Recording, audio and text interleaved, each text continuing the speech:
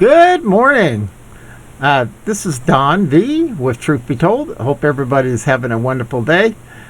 We have some interesting news reports I'd like to share with you, but before we move to that, please remember to subscribe. Most of the people who watch my videos are not subscribers, and it really helps my channel grow. It's not about the money. It's all about getting that information out and getting it to the people. So be sure to subscribe and share. If you're watching this on Rumble, hit that plus sign. Appreciate it.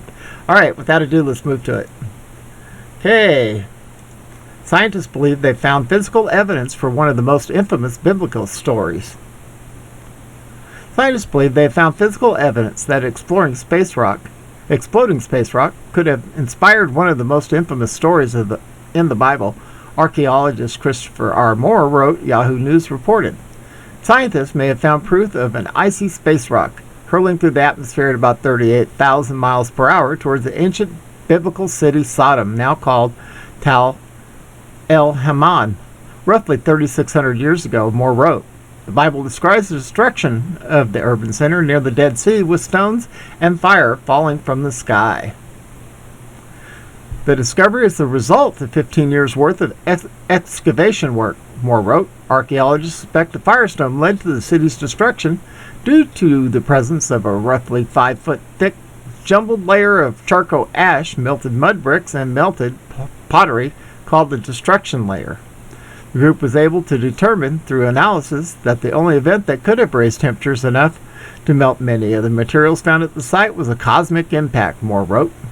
Similar evidence was found at other suspected cosmic impacts, such as the crater created by the asteroid that triggered the dinosaurs' extinction. No, I believe that was the Great Flood, just like the Bible says.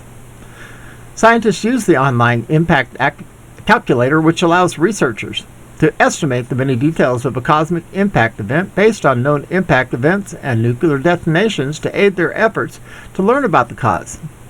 Scientists estimate the rock exploded about 2.5 miles above ground, creating a blast around 1,000 times more powerful than the atomic bomb dropped in Hiroshima, Moore wrote. Air temperatures would have then skyrocketed to 3,600 degrees Fahrenheit, 2,000 degrees Celsius, setting the entire city on fire. A massive shock wave would have followed, moving at roughly at 740 miles per hour, faster than any tornado on record, demolishing every building and killing all inhabitants, Moore wrote. There are currently more than 26,000 near-Earth asteroids and 100 short-period near-Earth comets that could cause cosmic impact with similar consequences, Moore wrote. One will inevitably crash into the Earth, he added, and millions more remain undetected, and some may be headed towards the Earth now.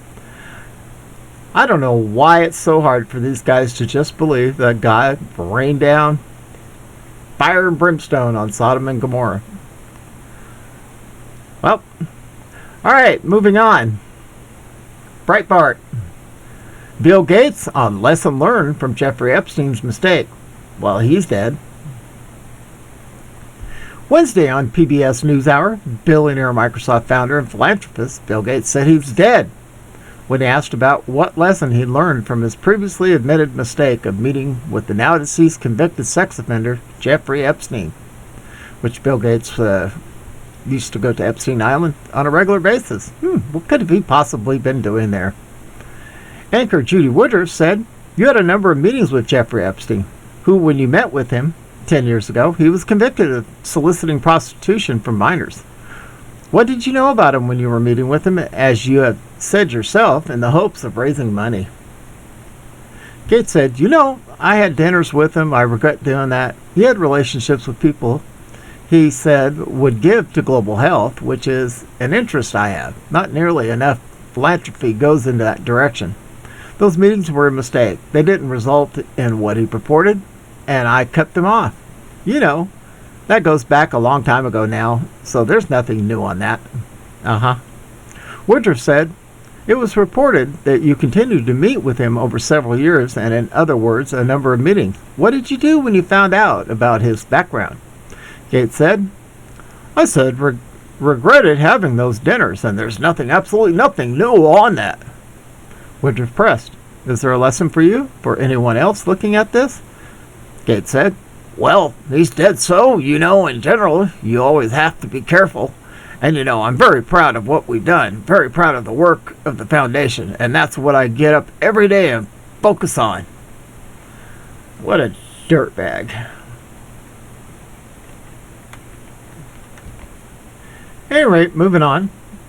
In politics, it says, White House aide shuts down U.S. press corps when British Prime Minister suggests taking questions at Biden's meeting. White House aides shouted down American pool reporters who attempted to ask the former Vice President Joe Biden about the crisis at the southern border. Multiple videos of the Tuesday event show. Flashbang held an Oval Office meeting Tuesday with UK Prime Minister Boris Johnson to discuss the bilateral trading relationship and dangers of climate change, Reuters reported.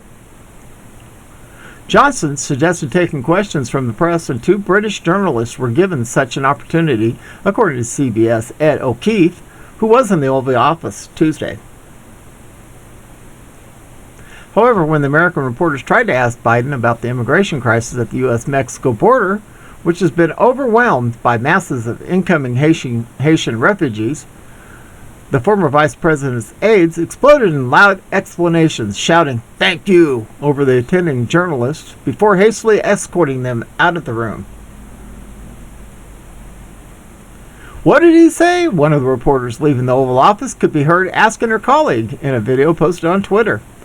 "I have no idea. Hope the microphone got it," the colleague responded. The journalist then wondered why they were not afforded the same chance as their counterparts from the UK.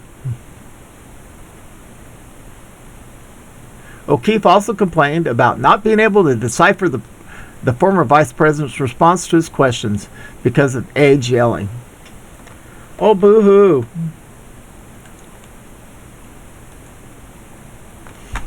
We know that wasn't in the WH. It's probably done in their studio over at Amazon or down in Texas in their fake WH. This guy is such a loser. Can't wait to see him escorted out of there. At any rate, this is Don D. recording out of Arizona under sunny skies. Looks like we're going to be about 79 today. Hope everybody has a wonderful Wednesday, and we are out of here.